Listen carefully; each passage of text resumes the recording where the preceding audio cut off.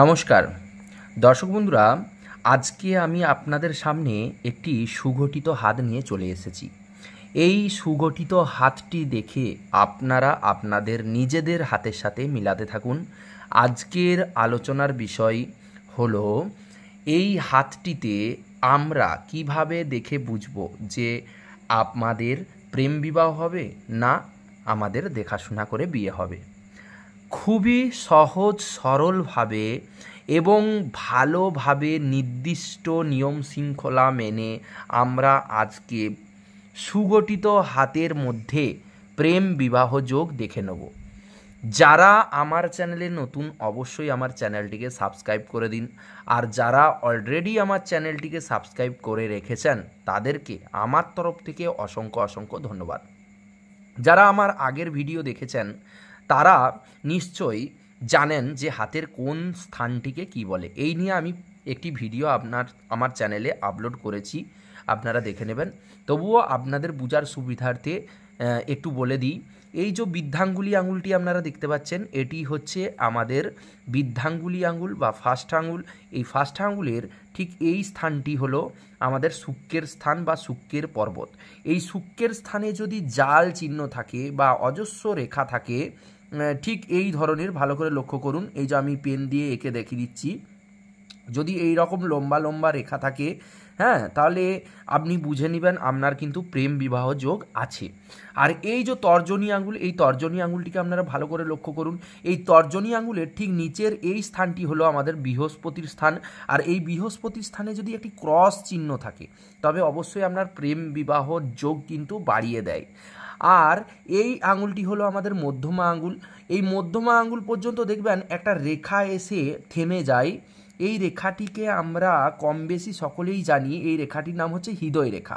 আর এই হৃদয় রেখা থেকে যদি একটি শাখা রেখা বেরিয়ে এসে ঠিক বৃহস্পতির স্থানে মিলিত হয় বা বৃহস্পতির স্থানের দিকে যায়, অর্থাৎ ভি আকৃতি করে, দেখুন আমি ছবিতে দেখাচ্ছি, একটি শাখা রেখা এই যে হৃদয় রেখা থেকে বেরিয়েছে দিয়ে এবং এই যে বৃহস্পতির দিকে যাচ্ছে, তবে এই রকম যদি থেকে থাকে তবে এদের ক্ষেত্রেও কিন্তু প্রেম বিবাহ হয়।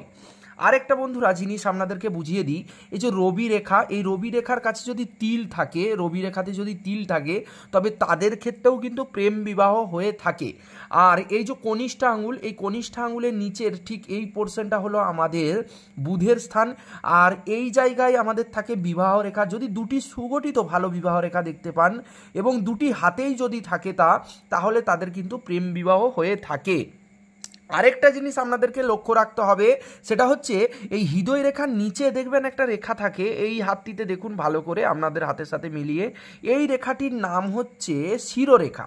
আর এই শিরোরেখাটি যদি এই রেখাটির থেকে, এইটি হচ্ছে আমাদের হাতের আয়ু রেখা, যদি গ্যাপিং থাকে, এই দুটো রেখার সংযোগস্থলে যদি গ্যাপ থাকে, অনেকটাই গ্যাপ থাকে, তবে সেই সব ব্যক্তিদেরও কিন্তু প্রেম বিবাহ হয়ে থাকে।